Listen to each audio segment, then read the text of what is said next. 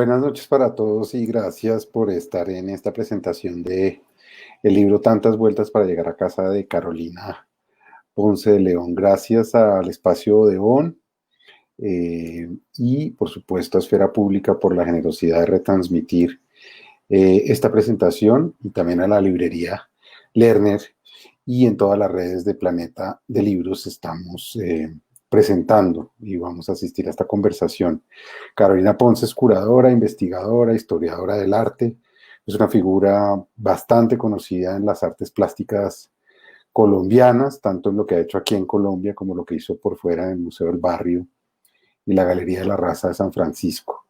Ella conversará esta noche con Lucas Ospina, profesor, investigador, escritor y artista colombiano, y realmente para mí es un privilegio escucharlos esta noche, tener la posibilidad de acercarme a ellos ha sido para mí una experiencia muy grata en la vida, así que agradezco la generosidad de Carolina por ponerme su libro en las manos y dejármelo publicar, y por supuesto de Lucas, a quien considero mi amigo y una de las personas más inspiradoras que conozco, más irreverentes y más queridas. Bienvenidos a los dos y gracias a todos por estar aquí.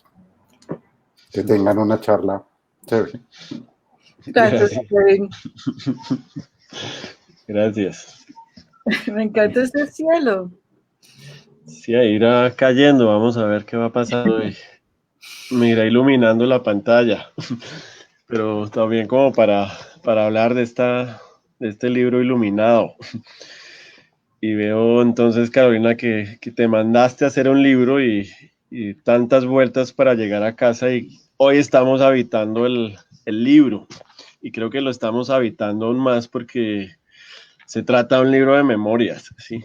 Y cuando alguien hace un libro de memorias de alguna manera esa persona, por algún hechizo, es como si también se convirtiera en libro, o se acuerda uno un poco como del final de Fahrenheit 451, cuando están estos señores habitando un bosque de libros y cada uno decide personificar un libro como para mantener la memoria del libro en vista de que los libros están desapareciendo y que también pues es inusual a veces o no es tan común encontrarse libros de personas de arte escritos por ellas mismas y que hablen no solo pues de cosas teóricas o de cosas históricas o de compilados de crítica como en otro libro previo que te editaron hace un tiempo, sino que se le midan a hablar de esta vida social del arte, ¿sí? ¿Por dónde empezaste a escribir el libro? ¿Por qué parte? Porque es un libro, como lo dice bien Juan Cárdenas, como en la contraportada, pues también es un libro que va y viene, ¿sí? Es un libro que replica en su estructura también como vienen a veces los influjos de la memoria. Entonces, ¿por dónde empezaste a escribir ese libro? Pues mira, yo iba a escribir solamente una historia subjetiva del arte en Colombia desde la perspectiva de mi experiencia. Entonces, iba a comenzar hablando desde ahí, desde el comienzo, que como cuento en el libro, mis primeras exposiciones las hice en 1976, creo que yo era jovencita. Tenía 20 años y ni siquiera sabía que eso era curaduría. Y yo pensé que eso podía ser interesante simplemente porque yo quería escribir sobre arte desde la claridad de mi subjetividad y por lo tanto que todo lo que yo podía contar estaba limitado por los límites de mi propia sensibilidad. Y cuando quise arrancar, me di cuenta que yo tenía que calificar un poco la escritura, es decir, no podía contar cuál era esa perspectiva subjetiva mía del arte sin explicar un poco cómo era mi sensibilidad, de dónde surgía mi sensibilidad. Y en el tratar de describir mi sensibilidad, me di cuenta que tenía que contar toda la historia desde el comienzo, porque toda mi sensibilidad realmente está íntricamente marcada por mi experiencia de vida. Entonces, todo desde desde la historia de mi nacimiento, la historia de mi familia, la historia de mi relación con mi madre, y todas estas situaciones de vida fueron marcando mi interés en el arte tan específico, para decirlo de alguna manera. Entonces, iba a arrancar por mi relación ya profesional con el arte y terminé echando para atrás y contando pues todo, desde mi cuna. Pero pues digamos, creo que es bueno es por lo de los afectos, ¿no? Porque como que empezar desde ahí, a veces precisamente en este mundo que se vuelve tan intelectualizado de arte, parece que habláramos de los afectos, pero a través de otro, a través de la obra, y aparentamos una gran sensibilidad, pero a veces también hay como una protección, ¿no? De no poder hablar como un espectador, y también cuando uno lee el libro, pues se da cuenta que en un comienzo de pronto sí empiezas estudiando arte, pero recibes todo tipo de comentarios, unos positivos, unos negativos, pero también empieza uno a ver que todavía no sabes bien cómo para dónde vas ese camino, y como lo mencionabas, ¿no? Trabajas primero en una galería de cierta manera, pero también el enfoque de la galería, a pesar de ser como de dos señoras hippies muy chic de Bogotá, también de pronto no responde lo que quieres hacer como a los parámetros de ese lugar, ¿sí? Entonces también, ¿cómo ves también ese proceso de escritura de memoria, pero cruzándolo precisamente porque ahorita Juan David te presentaba, ¿no? Curadora, pero también uno no ve como que cuando tenía 6 años hubieras dicho yo quiero ser curadora, ¿sí? Pero sí la sensibilidad está ahí, ¿sí? Sí, pues el libro realmente pues comienza, digamos, construyo a partir del momento en que yo decido tomar un camino experimental de vida, porque si bien estudié arte, nunca terminé. Entonces, porque yo tenía una idea muy romántica de lo que era vivir y lo que era buscar mi independencia, de lo que era ser una mujer en un proceso permanente de emancipación. Y yo tuve eso muy claro yo creo que desde joven, de que yo iba, decir, que mi interés en la vida iba a ser una exploración personal y tal vez fuera las estructuras más formales del desarrollo normal de una persona. Sí, ahí había apartado, por ejemplo, un pedazo el de la monja, sí, que hablábamos antes, esta mañana, y era el pedazo en que estás, porque vives mucha parte de ese tiempo lo vives en Estados Unidos, es decir, también te toca negociarte no solo entre Bogotá, entre estos orígenes familiares, entre estos apellidos, sino que también después te toca negociarte en otro idioma, en otro país.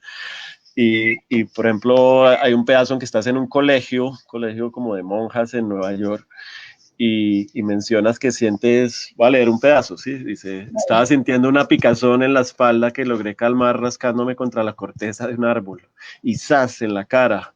Eso, ni un perro, me dijo, indignada como si me hubiera descubierto en plena masturbación. Fui incapaz de aceptar la arrogancia de mujeres vengativas y de curas viejos y repulsivos como representantes autoproclamados de Dios en la tierra. ¿Dónde estaban los ángeles? ¿Por qué no venían a habitar visiblemente entre nosotros con sus pieles lozanas y sus alas esplendorosas?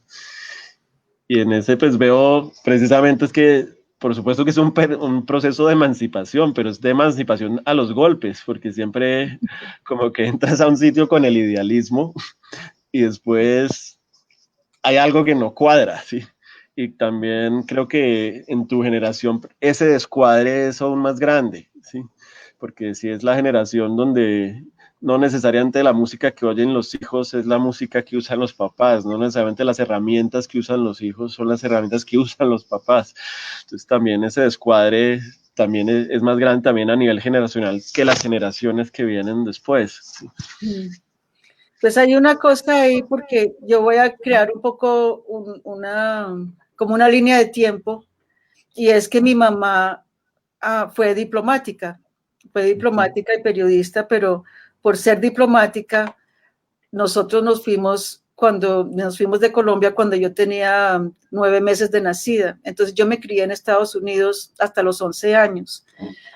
Y era interesante porque yo me crié en un contexto norteamericano con la conciencia de que yo era colombiana sin saber qué quería decir eso, qué implicaba eso culturalmente. Y tenía una gran diferencia también de edad con mis hermanos. Entonces yo tuve una cierta distancia desde muy joven, tanto con mi familia, de alguna manera, y también con la estructura cultural de Estados Unidos en torno mío, y en este colegio de monjas, pues, las primeras estructuras patriarcales de las cuales yo soy consciente, que es la de la religión católica, ¿no? Entonces, ese episodio que tú leíste ahí con la monja, pues era un despertar muy fuerte, porque hay cuento más de ese colegio y su ejercicio de la autoridad sobre los niños y los cuestionamientos que me hicieron tener con respecto a la idea de Dios y a la idea de que seres humanos, viejos y feos, pudieran autoproclamarse como los representantes de una fuerza divina, ¿no? Entonces, mis cuestionamientos de eso, pero sí, es como yo era como una boyerista, yo nací como boyerista, tanto de qué es la familia, qué es la idea de nación, cuál es la idea de patria, todas estas cuestiones las viví de una manera como muy instintiva. No, y después también, pues uno ve como, si fuera como en términos bibliográficos, uno ve que empiezas un poco como esas memorias por correspondencia de Emma Reyes, es decir, ahí están los curas, ahí está como ese desfase entre el ideal, entre la teoría, entre la práctica, entre el mundo de los adultos y el mundo de los niños. Pero después también me acordé como de otro libro de memorias, que es ese que escribe Patti Smith, que es el de Just Kids, porque después hay un pedazo más adelante donde años después pues ya no estás en Colombia, nuevamente te has ido, estás con un hijo sola y estás en París y hablas también de los sueños, ¿sí? Entonces, por ejemplo, tienes este sueño, lo voy a leer, dice: noche tras noche me agobiaban pesadillas que auguraban mi imposible retorno a Colombia. En una sobrevolaba una isla. Quería posarme en tierra, pero no podía. Desde la altura veía la playa cubierta con miles de serpientes negras. Las colas anclaban en la arena, las cabezas agitadas como puntas de un látigo feroz, los cuerpos girando en remolinos vigorosos y sincronizados. Al lado, la selva espesa e impenetrable. No era ni mi tiempo, ni espacio para aterrizar. O tenía sueños recurrentes en los que el vuelo del avión que me llevaba de regreso dependía de mi energía vital, y por la ventanilla veía como el aparato vacilaba y las alas rozaban peligrosamente la superficie espesa del océano. Mi aliento apenas el suficiente para que no se hundiera. ¿Dónde estaba mi fuerza? ¿Cómo irme? ¿A dónde llegar? ¿Cómo hace Carolina uno para acordarse de un sueño 20 años después o 30 años después? Me imagino que lo hace porque está en contacto con lo onírico, con esa sensibilidad de la que estamos hablando. Pues esto era una cosa, digamos, una oportunidad que me dio escribir una memoria. Es que uno escribe más desde una perspectiva emocional, ¿cierto? Y a diferencia de una biografía estricta, donde uno está tratando de documentar muy linealmente el desarrollo de una vida. Esto es una memoria que en su estructura va y viene, es un poco una estructura en espiral, en su estructura también como que trato de entrelazar una biografía muy personal que tiene que ver con mi familia, mi infancia, mis amores, mis maridos, mis amantes, sí, como toda esta cuestión. Los psiquiatras, hay un pedazo como donde consultas como a 4 psiquiatras y cada uno es más sexista que el otro. Entonces hay toda esta parte que es personal y luego cómo se entreteje eso en la construcción no solamente de mi sensibilidad, sino también como en mi proceso de politización, ¿no? De construirme como un sujeto político, ¿no? Y entonces toda mi biografía, tanto intelectual como profesional. Entonces, los sueños, pues yo me acuerdo de ellos porque es que la memoria es eso, si la memoria son estos como pedacitos de recuerdos que están hechos de los temores más fuertes de un momento, la sensación más impactante de un momento, y yo me acuerdo vívidamente de esos sueños porque sintetizaban todo un estado emocional que yo estaba viviendo, ¿cierto?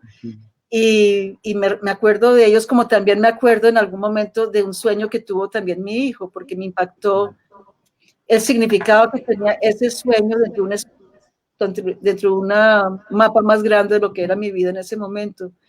Entonces, lo que me permitió la escritura íntima y personal de esta memoria es que hay diferentes tonos en los que puedo hablar a través del libro y cómo en lugar de describir situaciones, puedo evocar esa situación con con las imágenes de un sueño. Y eso me pareció una libertad a nivel de la escritura que pues yo no pude ejercer anteriormente cuando escribía sobre crítica de arte, porque en este libro yo puedo llevar mi subjetividad a un grado mucho más, a un límite mucho más extremo que cuando yo escribo crítica de arte, que por cierto siempre trato de dejar claro que es una perspectiva personal, pero la gente que lee crítica siempre cree que uno está asumiendo la voz de Dios y que está tratando de ser objetivo. Yo nunca he buscado ser objetiva, pero precisa, más bien he buscado ser precisa.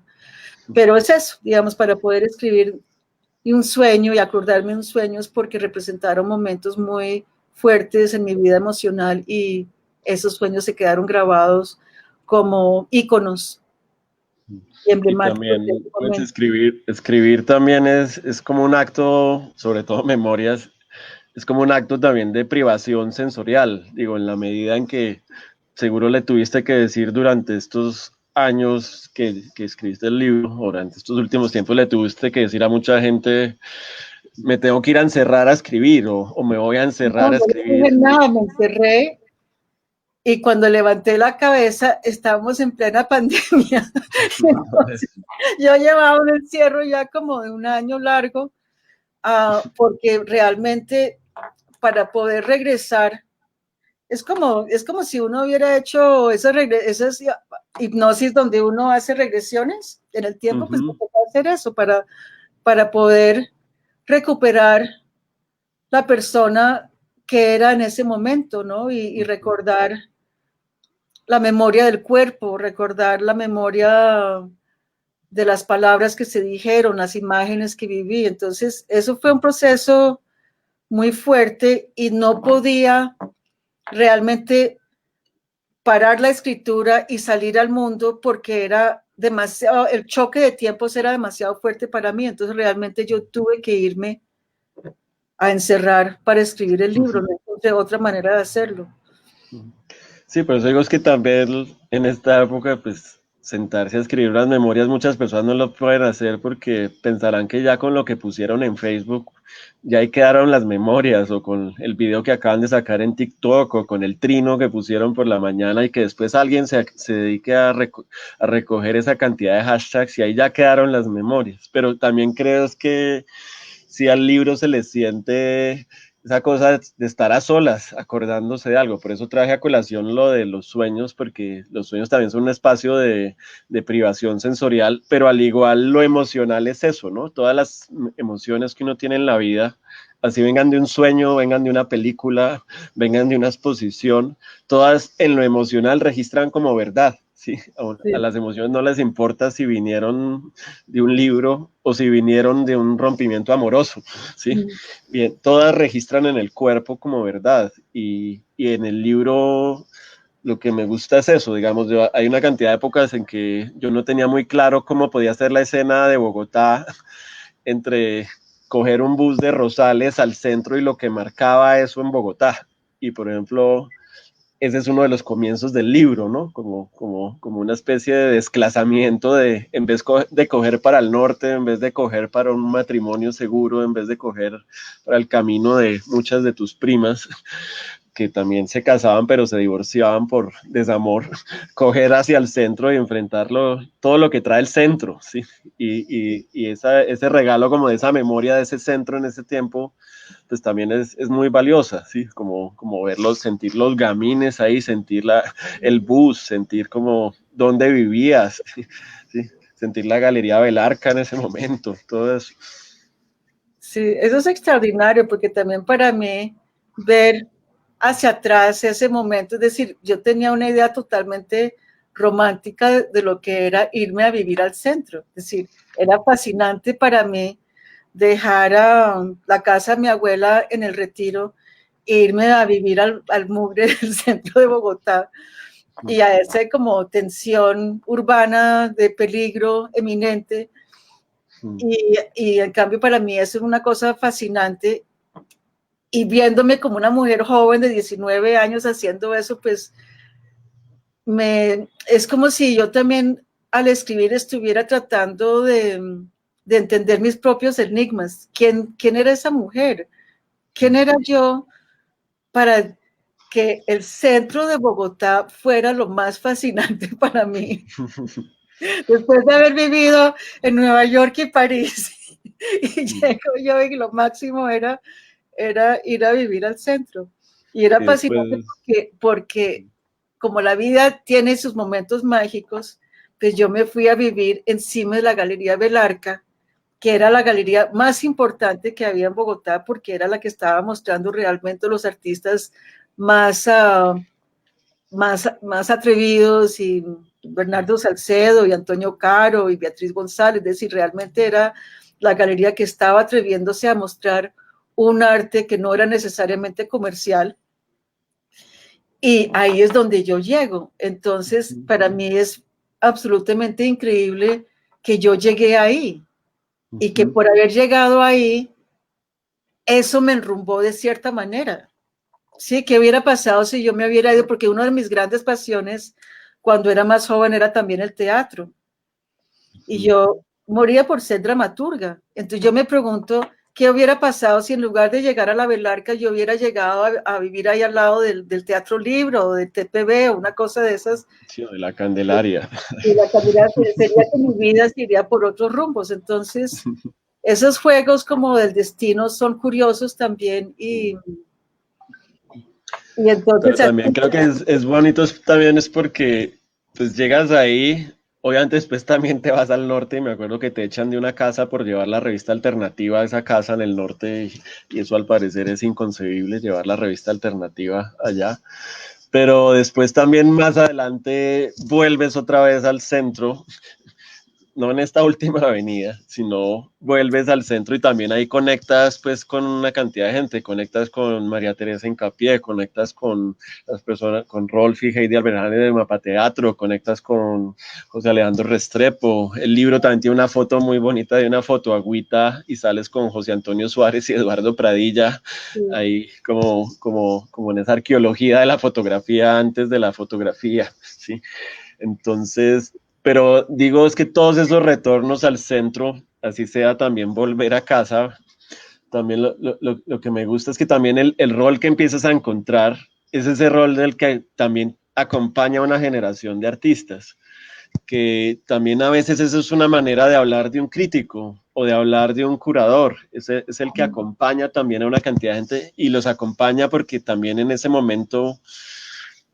ese rol empieza a ser importante, digamos, más un poco para adelantar cuando llegas a la Luis Ángel Arango y después de pasar por el Museo de Arte Moderno, después de aprender una cantidad de cosas de Beatriz González, también de todo ese grupo de personas que se forman ahí en la escuela de guías, como Doris Salcedo, como José Alejandro Restrepo, como Daniel Castro, pero cuando pasas a Luis Ángel, empiezas también a trabajar en ese rol del que acompaña a los artistas para hacer esas exposiciones. No es que ese rol fuera nuevo, ya como lo mencionas bien, ya había pues 3 figuras bastante bien apuntaladas con sus respectivas casas del arte, pero en esta vez que tienes un gran juego y también la persona que está a cargo del banco, el gerente de esa época, también permite esa sombrilla para que lo juegues ahí. ¿Cómo ves ese rol como de de la curaduría, pero la curaduría intuida, no la curaduría estudiada, no la curaduría modelo foráneo, no la curaduría coger una teoría e ilustrarla con los artistas,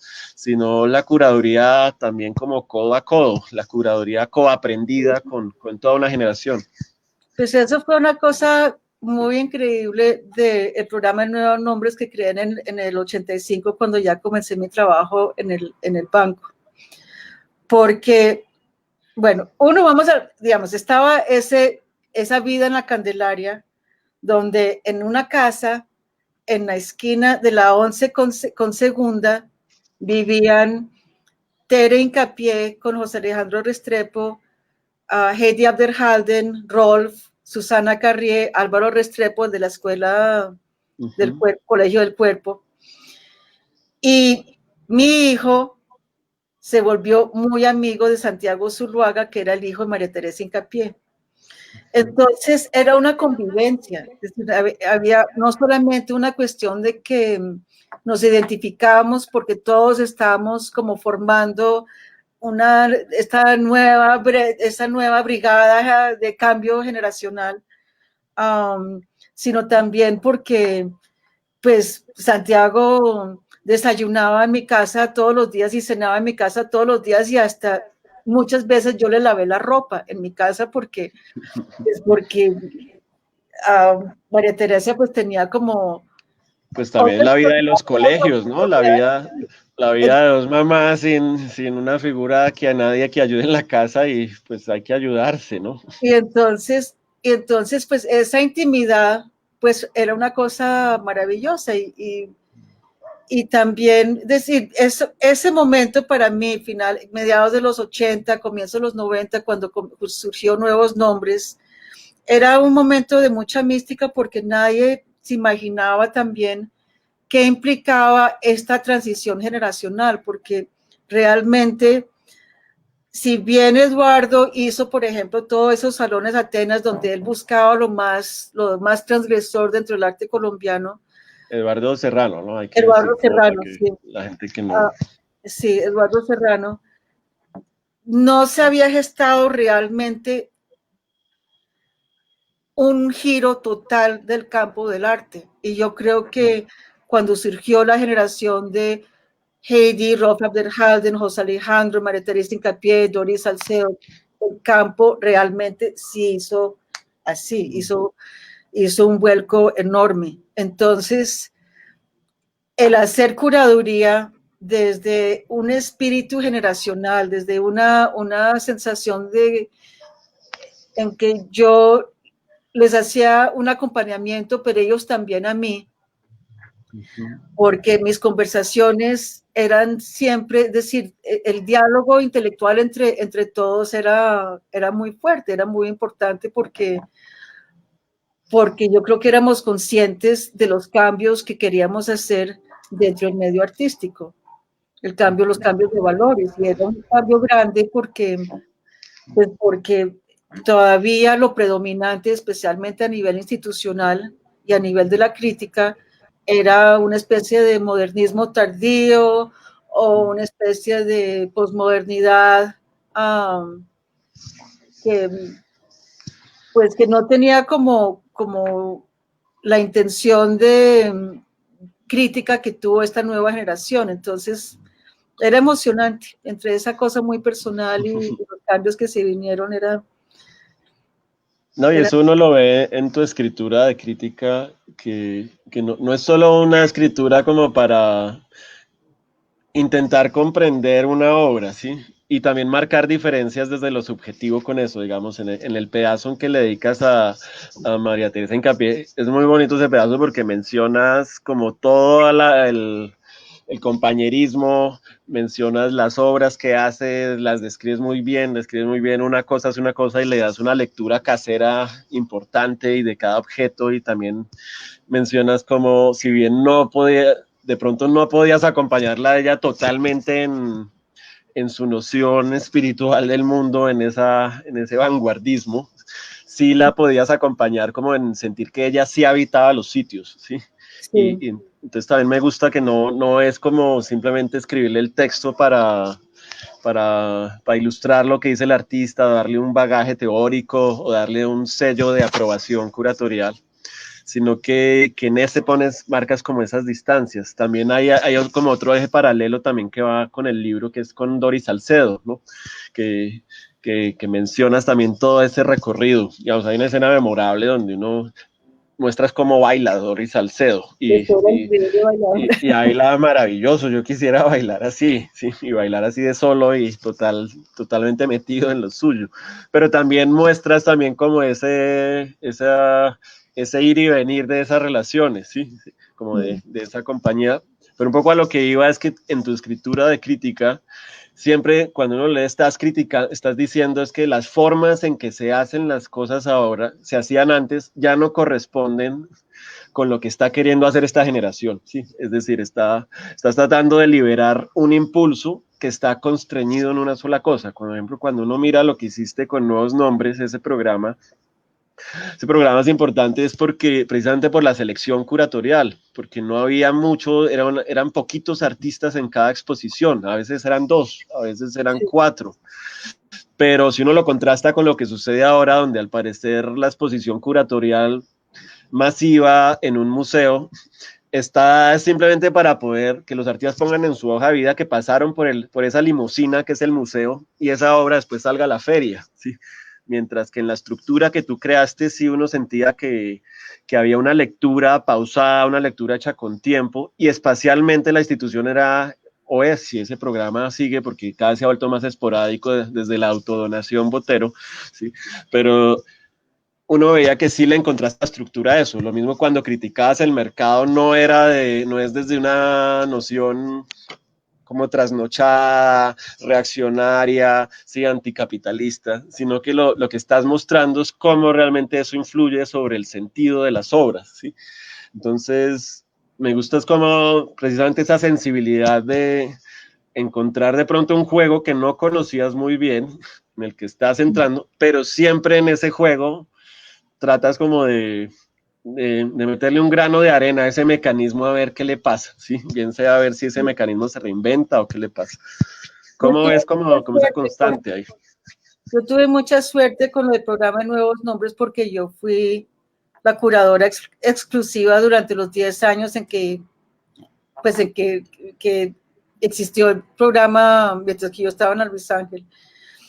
Y eso quiere decir que de alguna manera Nuevos Nombres revela, si uno lo fuera a estudiar, yo creo que revela también un proceso de descubrimiento mío, es decir, un proceso de definición, un proceso de quiénes son los artistas que yo quiero acompañar, cuáles son los que me enseñan, porque en todo este trabajo curatorial, por ser también un acompañamiento generacional, había una reciprocidad muy grande y muy importante de que él enseñaba a ellos y porque también era muy bonito porque para cada exposición se publicaba un pequeño plegable y para muchos artistas también eran su primer texto crítico o analítico, más bien porque no eran textos críticos, pero su primer estudio, que eran textos humildes, pues modestos, pero el primer texto, el primer acompañamiento, se iba ya como construyendo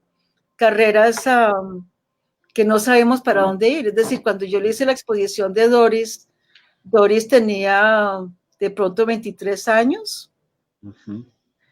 Entonces... y también es muy buena descripción, ¿no? Que es el curador, tú ahí buscando unas bodegas allá en la Luis Ángel que no tenían mucho uso y tú con Doris Salcedo adaptando unos bombillos con unas cartulinas para volverlos spot de luz. ¿Sí? No, es que lo que más impresionante era esa exposición de cómo era escultura, era el tapete, porque el tapete era asqueroso. Eran tapetes grises que de tanto lavarlo tenía un tejido horrible, olía humedad, era espantoso. Entonces, y es una cosa que uno sabe que Doris lo aceptó porque era su primera exposición, pero 5 años más tarde, Mi muerto exhibe sobre este tapete. Entonces, pues había una mística también en torno a esa precariedad, a pesar de estar financiado y hecho por el Banco de la República. Había una cierta precariedad que permitía que sintiéramos que estamos creando como un evento underground así del arte. También que no, pues para que también no se limitó a eso, ¿no? También ahí mencionas lo que son exposiciones como Los Hijos de Guillermo Tell o como Antiamérica. Hoy hablamos de una también que se quedó por fuera del libro, pero que es Por Humor al Arte, ¿sí? Ay, sí. Donde también pues uno ve que la institución no tiene que esperarse 5 años para hacer la curaduría, que tiene que pasar por un comité, que hay que comprar los seguros de todo, que hay que bajar las cosas, que hay que subirlas, que si están en la bodega y no se pueden subir si no se hizo el papeleo con 3 meses antes, todo ese tipo de cosas muy habituales ahora en el Banco de la República y que a veces le restan velocidad y capacidad de reacción a la institucionalidad, pero uno ve cómo pues en esas exposiciones sí marcaron hitos. Sí, yo hace poco ponías en Facebook la exposición de Germán Martínez y Manuel Romero de Nuevos Nombres y yo me acuerdo haber ido a ver esa exposición y en primer semestre uno de universidad y sentir un cambio de paradigma para uno en la cabeza, lo mismo la de Los Hijos de Guillermo Tell o lo de Antiamérica. Y ahí también menciono esos porque también ahí también te tocó cambiar, aprender otra cosa, digo en términos de gusto, sí, porque también eran exposiciones muy extrañas para uno que de pronto estaba habituado solo a ver revistas muy limpiecitas de Art Forum o exposiciones montadas precariamente pero sin mucha ambición, sí. Y cuando escribes eso uno también ve que hubo unos grandes gestos. Todas esas sucedieron en un margen muy corto, porque Los Hijos de Guillermo Tell fue en el 90, la exposición de Germán y Manuel fue en el 91, Antiamérica fue en el 92, y Por Humor al Arte fue en el 93. Es decir, uno ve ahí realmente alguien, un curador definiéndose mucho. Esa exposición de Por Humor al Arte, que lamento muchísimo que no quedó en el libro porque no había encontrado la documentación y no me acordaba bien, y luego hace unas semanas Diego Piñeros me encontró el PDF del plegable que se publicó y me parecía increíble que en esa exposición estaba al mismo tiempo Fernando Botero y Fernando Villa y Beatriz González y Andrea Echeverry. Es decir, unos extremos tan amplios que me parece que era también muy propositivo dentro del campo de la curaduría que se estaba haciendo en ese momento. Y además, pues, porque introducía un tema que para mí era fundamental, que era el del humor. Sí, porque, es decir, muchos artistas muy interesantes utilizaban el humor. Bernardo Salcedo, Antonio Caro, Beatriz González. Ahí hablamos esta tarde de la obra que mostré de María Fernanda Cardoso, que también hizo una exposición de Nuevos Nombres, que es de mis preferidas, porque... sí, eso me acuerdo, al lado de la bóveda, me acuerdo que estaba al lado de la bóveda. De 22 años, y qué brillantez se veía ya en su obra, pero digamos, esa idea no solamente del humor, sino de mezclar. Eso era un momento, claro, desde los 60 se estaba discutiendo esa cuestión de la polaridad entre arte culto y arte popular. Pero me parece que Por Humor al Arte movía eso mucho más, porque de por sí, cuando Beatriz González irrumpe mostrando como los grandes maestros de la pintura universal en objetos cotidianos, pues eso llevó esa discusión de lo oculto y lo popular hasta un lugar. Y cuando llega Andrea Echeverry, pues a ella ya no le importa ni siquiera ponerse como ubicarse con respecto a los maestros de la pintura europea, sino simplemente ella hace su obra en cerámica, que viene de un linaje que pertenecía a Beatriz González, pero que ya estaba irrumpiendo, dejando que lo popular fuera en sí mismo.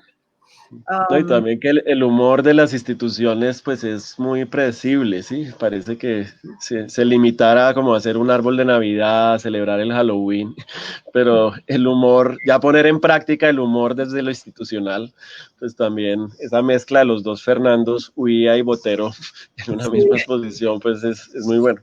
También ahí me llamó la atención, hay un detalle menor y es es, por ejemplo, tu relación también con los artistas, pues así como con las vacas sagradas. Y hay un detalle bonito también de cómo usas lo institucional como para, no solo como para trabajar por los artistas, sino también trabajar por la gente con que trabajas ahí, es decir, también protegerlos.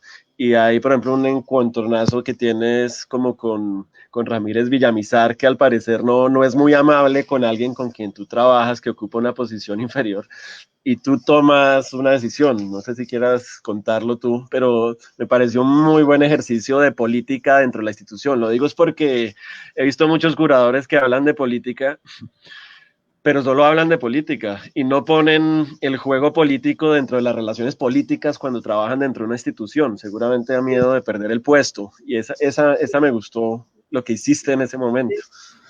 Pues era una situación con el maestro Ramírez que pasó en un momento muy particular, porque fue el momento cuando sucedió la toma del Palacio de Justicia y también la avalancha de lo del Nevado de Ruiz, y entonces en ese momento estamos organizándole una retrospectiva al maestro Ramírez, y es decir, estos personajes son divinos porque viven en un mundo tan idealizado, tienen un concepto del arte tan sacralizado, que Ramírez Villamizar estaba molesto porque había esas rejillas de ventilación dentro de la sala, y eso pues competía con la imagen pulcra que él quería como escenografía para colocar sus esculturas ahí. Y entonces se enfureció tanto que maltrató a una de las niñas que trabajaba conmigo, y eso para mí era imperdonable. Es decir, uno no puede gritarle a nadie, a una mujer, y a alguien que no tiene pues la misma autoridad que él para responderle. Y entonces le escribí, que a mí lo que me da risa es que le escribí una carta de 11 páginas en manuscrito, así con una... y te la mandé, y no guardé copia, porque eso fue una cosa totalmente, como estaba iracunda, pero estaba iracunda no solamente pues con el hecho que él hubiera maltratado a esta persona, a esta colega que trabajaba conmigo, sino me molestaba mucho esa arrogancia que tenían muchos los artistas hombres de los artistas modernistas, porque eso era una época en que el arte, en que ejercer el arte se parecía un don divino, y que era celebrado por el presidente y por la alta sociedad bogotana y por alguna institución, ¿sí? Es decir, era una cosa totalmente irreal y muy terrible, ¿cierto? No, pues es que también en esa época uno ve que el arte también en los 80s, en los 90s, de pronto gracias a esos flujos de capitales, ¿sí? Ocurre algo extraño en Colombia, y es que en vez de permitir más riesgo en términos de arte y de que surjan unos coleccionistas más abiertos, más arriesgados, terminas entronizando precisamente las figuras modernas, ¿no? En vez de... Y eso me imagino que también contribuye a que estas figuras pues adquieran un peso excesivo. Pero sigue contando, llega la de la carta. Pues mire, yo le escribí esa carta y yo no tenía ningún respaldo, porque yo no fui a quejarme pues con mi superior o con el gerente o con el subgerente cultural. Yo simplemente mandé esa carta y yo dije, bueno, aquí pues no voy a contar esta historia para no hacer un spoiler a mi libro, pero esa anécdota, pues es una que es importante para mí. Uno, para entender el clima, ese culto a las figuras de los artistas hombres, que era una cosa muy impresionante. Y porque todos, Botero, Obregón, Ramírez Villamizar, Negret, todos estos eran semidioses. Y yo no sé por qué, pero yo creo que toda esa escuela de coleccionismo que venía de Nelson Rockefeller, que fue el primero en comprar pintores abstractos de América Latina, para poder mostrarle a los inversionistas norteamericanos de que había una cierta sofisticación, que no, estos no eran banana republics donde había que comprar, sí, donde sí, en vez de ver al salvaje, encontraban el moderno latinoamericano ilustrado y eso les una fascinaba. vanidad con respecto a ese tipo de modernismo y al lenguaje abstracto y a esa geometría abstracta que predominaba mucho en esos años. Todo eso ayudó como a enaltecer la imagen de estos artistas que sentían que ellos también tenían una cierta bendición de los movimientos internacionales y de colecciones como la de la colección Rockefeller.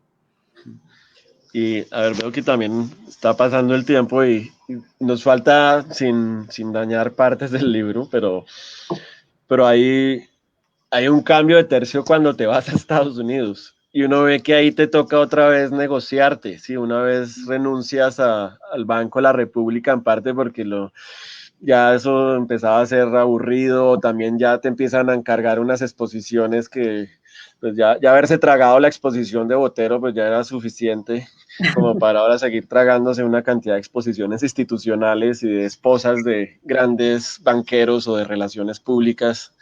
Entonces te vas a Estados Unidos y cuando te vas de pronto muchos te perdemos de vista. Y como aquí somos tan pueblerinos y nos la pasamos hablando de Botero y del banco y de Negret y de todo eso, pues muchos pensamos que te fuiste a un gran museo, ¿sí? al museo del barrio y después te vas a San Francisco y confundimos Galería La Raza por Museo de la Raza y como pensamos que San Francisco es un lugar importantísimo y tiene mucha plata, pues lo es. Siempre te figuramos allá como en unos cargos así como conquistando el mundo del arte internacional. Y por supuesto hay muchas maneras de conquistarlo. Pero ¿cómo contarías ese cambio de tercio? Porque el libro sí muestra una visión como, de nuevo, de pronto el idealismo lo estoy poniendo en este momento yo, pero cuando leo el libro también es muy bueno porque también me muestra como esa negociación con lo local en ambos sitios y cómo te tocó también reinventarte e inventarte unas nuevas cosas en ambos lugares. Pues yo creo que eso que tú acabas de decir de lo local es muy importante porque con todo lo que es mi experiencia de vida por mi mamá diplomática y que me crié en Nueva York y luego nos fuimos a vivir a París y luego de París nos fuimos a vivir a lo que era la Yugoslavia y sí, toda esta cosa como internacional que yo he tenido en el fondo a nivel de mis ideas y a nivel de mi trabajo curatorial he sido ultralocal, ¿sí? Entonces casi que los artistas que mencioné que fueron muy cercanos a mí eran de mi barrio de la Candelaria, ¿no? Y luego cuando fui a Estados Unidos, bueno, Nueva York que es esta meca internacional y yo trabajé pues con los artistas latinoamericanos que tenían pues una importancia, estaban adquiriendo una importancia internacional. A mí me interesaba el sentido micropolítico que tenía el museo dentro de una ciudad norteamericana, como el museo del barrio, como este lugar de partida en relación con una cultura de arte contemporáneo dominante. Entonces, esa relación. Y luego ya cuando llegué al museo, a la Galería La Raza en San Francisco, pues me interesó mucho más esa cuestión micropolítica porque me interesó cómo construir desde una galería que era, como lo comentamos hoy, que era, si la gente a mí, yo venía a Colombia y me decía, ay, tú eres la directora del Museo de la Raza, y no sabían pues que era un espacio independiente al borde de la quiebra, ¿no? Tenía que hacer, mire, el trabajo que yo tuve que hacer ahí para mantener ese lugar a flote a nivel económico, porque a nivel de la programación siempre tenía mucha resonancia dentro de la ciudad, pero sí era un trabajo local, era con los artistas locales, tanto local era que cuando yo llegué a la Galería La Raza, yo le golpeé en la puerta a todos los artistas, uno por uno, a visitarle los talleres y a presentarme, mire, yo voy a ser la directora de este lugar y yo quiero trabajar contigo. Entonces escogía una obra en el taller, me lo llevaba a la galería y poco a poco fui estableciendo como un vínculo personal, individual con cada uno de los artistas. Y eso me interesaba mucho más. Y eso era interesante porque al mismo tiempo que yo estaba haciendo eso, el arte latinoamericano estaba teniendo un boom internacional, y fue cuando el mercado del arte descubrió el arte de Cuba y el arte de Brasil, el arte de México, y todo esto comenzó a medirse en dólares y a volverse una cuestión de superlujo. Y a mí me interesaban otras cosas. A mí me interesaba trabajar en un lugar que luchara por los derechos de los inmigrantes. A mí me gustaba trabajar en un lugar que sensibilizara un barrio que era altamente ocupado por centroamericanos evangelistas, ¿sí? Y educarlos en sensibilidades de la comunidad LGTBIQ que vivía ahí, y que cada vez que hacíamos algo, pues nos rompían las ventanas, nos escribían graffiti en las paredes. Es decir, era una lucha, era realmente más, era utilizar el arte como una suerte de activismo, y que era en sintonía con toda una comunidad de artistas en torno a ese espacio. Y eso me interesó muchísimo más, porque estando en Colombia yo siempre me quejé que el arte era tan insular. Es decir, el arte siempre está en conversación consigo mismo y siempre está hablándose dentro de la comunidad artística, pero poco trasciende el arte a otros campos sociales, que me parece una lástima, porque el pensamiento artístico podría enriquecer formas de abordar diferentes problemáticas sociales que hay, y la Galería La Raza me permitía trabajar en ese sentido, y para mí eso era muy importante. Y cuando yo tenía, como en los años 80, yo tenía mi columna de crítica en el periódico El Tiempo, dice, mi fantasía era que yo no estaba escribiendo para... Estamos a 10 minutos de la hora. Mi fantasía era que yo no estaba escribiéndole exclusivamente al campo artístico, sino que de pronto alguien del público, porque publicaba en El Tiempo, de pronto alguien de ese público general podía entender que el arte era parte de su realidad también, que a través de la obra de los artistas, esa persona que no es del mundo del arte podía entender que el arte ejerce una posibilidad de entender quién es en esta sociedad y en este tiempo. Y también creo que es escaparse también como de las trampas de la identidad, ¿no? De todas estas trampas del arte identitario que también funcionan en lo local, y que es difícil a veces confrontarlas, porque tú lo pones ahí cuando trabajas, por ejemplo, en el museo de allá de Nueva York, y entonces parece que fuera un museo para la identidad chicana, o que fuera un museo para la migración latina, y propones entonces hacer cruces de Cara Walker con GCB a ver qué le pasa, o en este otro lugar pues también entiendes como esa idea de la migración. Pero voy a eso es porque también es toda esa negociación permanente que también sirve meterse en arte, ¿no? Que es también una confrontación a la identidad propia, ¿sí? A tomarse en serio, pero también a tomarse en serio este juego donde realmente la identidad del buen gustismo que a veces pretende el arte contemporáneo, o lo que llaman arte contemporáneo, y cómo eso excluye lo que mencionas, una cantidad de artistas que tenías ahí a la mano en la Galería La Raza, y que servía para eso, y que eso de pronto no te iba a llevar nunca a la portada de Art Forum, pero sí ibas a tener una cosa muy significativa. Y también pues la persona con que estás en ese momento, uno de estos tantos artistas con los que has convivido, pues también es alguien que hace un trabajo.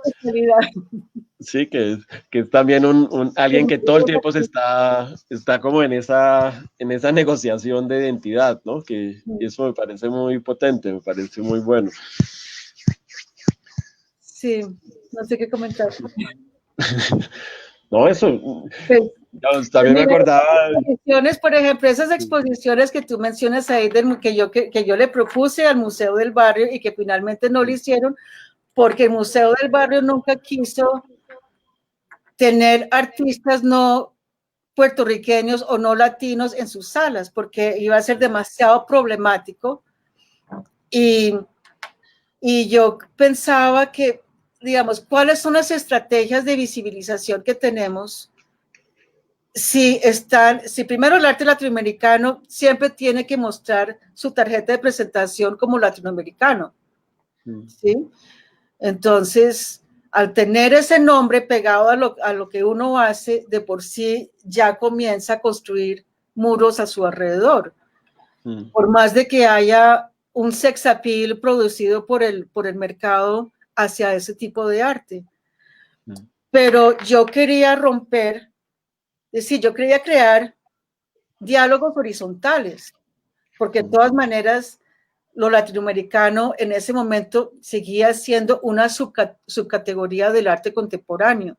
Y yo quería crear estos diálogos horizontales, entonces era la exposición de Kara Walker con José Bedia, había una que era Ana Mendieta con Kiki Smith, había otra que era Shirin Neshat con Rosángela Renaud, y que a mí me parecía que si yo traía a Kara Walker o a Kiki Smith al Museo del Barrio, que fuera el Museo del Barrio que las mostrara y que también les recordara a ellas como una historia, como regresar a un centro comunitario de arte, una cosa que nutre también sus ideas de arte, pues de que yo sentía que ahí había una cosa totalmente revolucionaria, provocativa, y que podía generar cambios, porque a mí realmente mi principio de acción ha sido cómo generar un cambio cultural, desde dónde actuar para abrir las mentes, para abrir el campo artístico, para crear más tolerancia, para crear una sociedad más inclusiva. Es decir, ¿cómo hago yo para aportar a eso? Y me dijeron que no, y entonces pues... Y también de pronto aquí para cerrar esto sirve es también ese diálogo entre generaciones, sí. Digamos, el libro, si yo fuera a hacer una película con ese libro, yo pondría las dos escenas de la moto, sí, el libro al comienzo tiene una escena de una moto con primero quiero saber quién sería la actriz que me representa. No sé, tendríamos que mirar, haremos un casting, sí, pero me gusta al comienzo, hay una escena de una moto, tú viajando por Colombia, viajando por Estados Unidos con un atractivo señor que resulta un pequeño traquetín, pero de buena onda, sí, pero, que no quiero tirarme eso. Pero al final también, y eso sucedió hace solo unos años, estás con un curador por acá en una zona no central del país, en el Cauca, y alguien dice, ahí va Carolina Ponce en una moto, sí, y eso sucede hace apenas algunos años. A mí me dice porque en una moto pues era una joven buscando la libertad, y en el otro yo ya era una institución artística. Sí, la institución en moto. Mayor. Sí, pero me gusta ese diálogo, y que también en el libro queda muy bonito con tu hijo, ¿sí? Como cuando hablas de los afiches que él tiene, cuando también él decide irse de la casa en cierto momento, dices, bueno, esto también era inevitable, tocaba que esto pasara. Entonces, me gusta eso también de un curador. Lo digo es porque a veces pareciera que ese acompañamiento se debería limitar solo a los que a uno les tocó generacionalmente. Pero uno ve que el lenguaje a veces no, como hablamos de la identidad, no tiene esos sesgos, ¿sí? Uno seguir leyendo el arte generacionalmente, seguir leyendo el arte, lo que pasa en arte solo como bajo ciertos tipos de personas o cierto tipo de gusto, pues me parece como muy sesgado, muy apocado, muy cómodo sobre todo, ¿sí? Entonces... Pues yo creo que hay una cosa bonita como en insistir de alguna manera que las ideas tienen una raíz biográfica.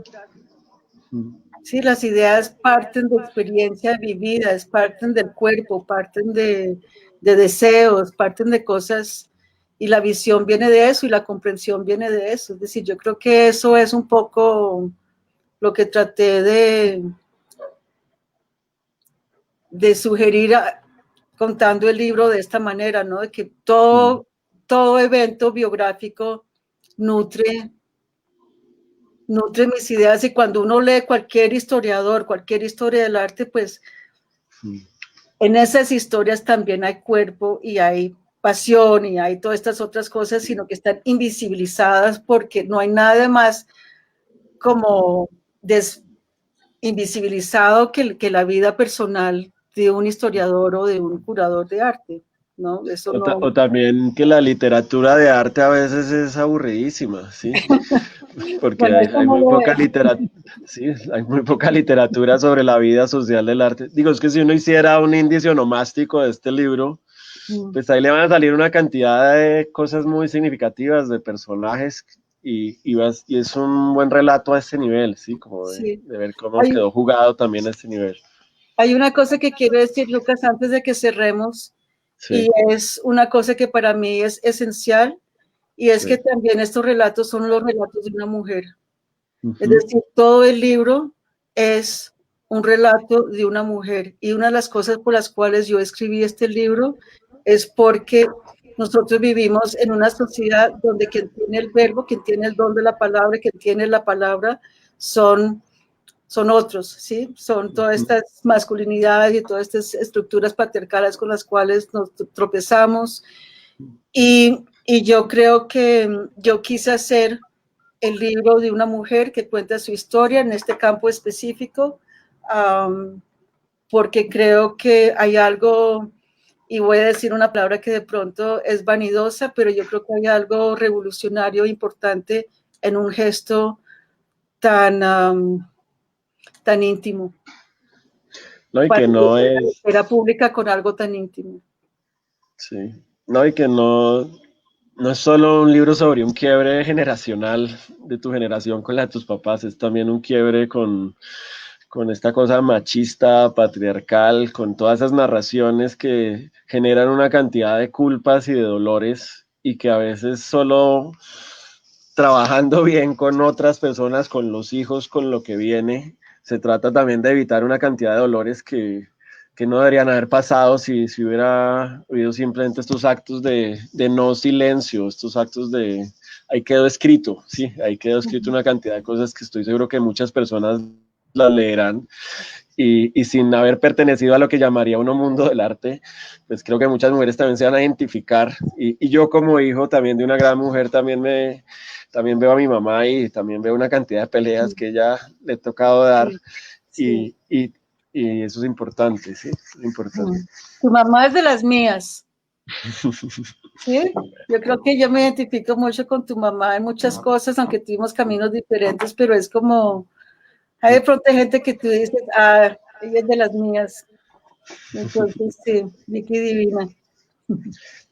Bueno, no sé qué sigue ahora, creo que nos cortan el chorro de la luz o viene alguien y se despide o esto... Yo creo que nos despedimos nosotros. ¿Nos despedimos nosotros? Bueno. Sí. Bueno, entonces, un gusto, Carolina, y profesores de arte, pónganle este libro a sus estudiantes para que dejen de leer solo teorías raras y vean también cómo es la puesta en práctica de las cosas, no es solo teoría, ¿sí? Y también para que no se la dejen montar del patriarcado y de una cantidad de cosas que ya no deberían estar tan en juego, pero a veces siguen. Bueno, Lucas, pues gracias por haber leído el libro con tanto interés y con tanta, como me gustó mucho las cosas que señalaste y rescataste del libro. Y bueno, es un libro de muchas capas y siento que esta conversación arrojó lucecitas por aquí y por allá sobre algunas de ellas. Entonces, a todos, gracias por acompañarnos esta noche. Bueno, muchas gracias a todos.